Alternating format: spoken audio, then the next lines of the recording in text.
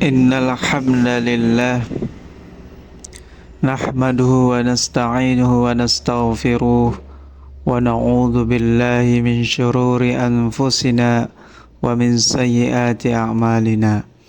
May yahdihillahu fala mudhillalah wa may yudlilhu fala hadiyalah. Asyhadu an la ilaha illallah wahdahu la syarikalah wa asyhadu anna Muhammadan abduhu wa rasuluh. Allahumma salli ala Sayyidina Muhammad wa ala ali Sayyidina Muhammad. Qala Allah Ta'ala a'udzu billahi minasy syaithanir rajim. Ya ayyuhalladzina amanu taqullaha haqqa tuqatih wa la tamutunna illa wa antum muslimun. Ma'asyiral muslimin rahimakumullah. Segala puji bagi Allah Subhanahu wa taala, Tuhan semesta alam yang senantiasa melimpahkan rahmat dan hidayahnya kepada kita. Salawat serta salam semoga tercurah kepada junjungan kita Nabi Muhammad SAW beserta keluarga, sahabat dan seluruh pengikutnya hingga akhir zaman. Pada hari yang mulia ini, marilah kita senantiasa meningkatkan ketakwaan kita kepada Allah Subhanahu wa taala dengan menjalankan segala perintahnya dan menjauhi segala larangannya, karena sesungguhnya takwa adalah bekal terbaik kita menuju kebahagiaan dunia dan akhirat. Hadirin jamaah Jumat yang dirahmati Allah, setiap insan dimanapun berada pasti mendambakan kebahagiaan dan keberkahan dalam hidupnya. Berbagai upaya kita lakukan untuk meraihnya, namun seringkali kita lupa bahwa kunci kebahagiaan sejati terletak pada amalan-amalan yang mendekatkan diri kepada Allah. Hari ini, marilah kita renungkan bersama 3 amalan kunci yang akan membawa kita kepada keberkahan dan kebahagiaan. Amalan-amalan yang menjadi pondasi bagi ketenangan hati dan kelapangan hidup. Yang pertama, memperbanyak istighfar, pondasi hati yang bersih. Jamaah sekalian, amalan pertama yang menjadi kunci utama kebahagiaan adalah memperbanyak istighfar. Istighfar adalah pengakuan tulus atas segala khilaf dan dosa kita di hadapan Allah, sekaligus permohonan ampun darinya. Ini bukan sekedar rangkaian kata yang terucap di lisan, tetapi harus disertai dengan penyesalan hati yang mendalam dan tekad kuat untuk tidak mengulangi kesalahan serupa.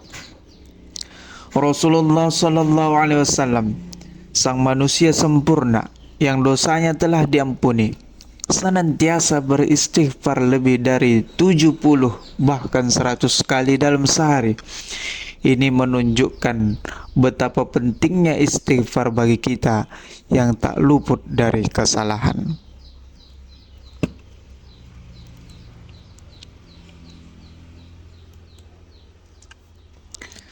Rasulullah sallallahu alaihi wasallam bersabda, "Man aktsara min istighfar, ja'alallahu lahu min kulli hammin faraja wa min kulli dhiqin makhraja wa razaqahu min haitsu la yahtasib." Barang siapa memperbanyak istighfar, niscaya Allah memberikan jalan keluar bagi setiap kesedihannya, kelapangan untuk setiap kesempitannya, dan rezeki dari arah yang tidak disangka-sangka. Hadis riwayat Ahmad. Dosa-dosa yang kita lakukan, baik disadari maupun tidak, ibarat noda hitam yang menempel di hati kita. Semakin banyak dosa, semakin gelap dan berat hati kita. Hati yang kotor oleh dosa cenderung mudah gelisah, sulit merasakan kedamaian, dan dipenuhi perasaan negatif seperti cemas, sakit hati, atau putus asa. Ibarat sebuah cermin, jika kotor, ia tak bisa memantulkan cahaya dengan sempurna. Begitu pula hati kita. Jika ternoda dosa, sulit bagi kita untuk melihat kebaikan dan merasakan kebahagiaan. Hadirin muliakan Allah, istighfar adalah pembersih hati yang paling ampuh. Setiap kali kita beristighfar dengan tulus, seolah-olah kita sedang membersihkan hati kita. Ketika hati bersih, ia akan lebih mudah menerima hidayah, lebih kuat menghadapi cobaan, dan lebih siap untuk merasakan kebahagiaan sejati. Bukan hanya itu, janji Allah dalam hadis ini sangat jelas. Istighfar membuka pintu solusi dari segala kesulitan dan mendatangkan rezeki dari arah yang tak terduga. Ini adalah fondasi pertama untuk sebuah kehidupan yang penuh keberkahan dan kebahagiaan. Amalan yang kedua adalah mensyukuri nikmat Allah yang Allah berikan. Saudaraku yang muliakan Allah Subhanahu wa taala. Amalan kedua yang menjadi kunci kebahagiaan adalah mensyukuri nikmat yang Allah berikan. Syukur bukan sekadar ucapan alhamdulillah setelah menerima sesuatu, tetapi adalah pengakuan hati yang mendalam bahwa segala kebaikan yang kita miliki berasal dari Allah. Diiringi dengan penggunaan nikmat tersebut sesuai ridhonya. Syukur mengubah pandangan kita dari kekurangan menjadi keberlimpahan. Rasulullah sallallahu alaihi wasallam bersabda, "Unzuru ila man asfala minkum wa la tanzuru ila man faqakum fahuwa ajdaru alla tazdaru ni'matallahi alaikum."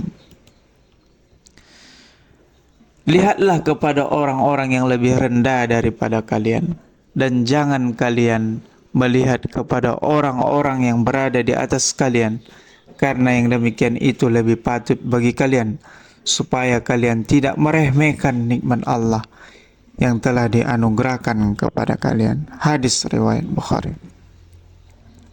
Penyakit umum di zaman ini adalah fenomena social comparison, membandingkan diri dengan orang lain yang tak ada habisnya. Kita seringkali terpaku pada apa orang lain yang miliki dan kita tidak, baik itu harta, jabatan, pasangan, ataupun kesuksesan. Hal ini memicu rasa kurang, iri, dan tidak puas yang pada akhirnya merampas kebahagiaan kita.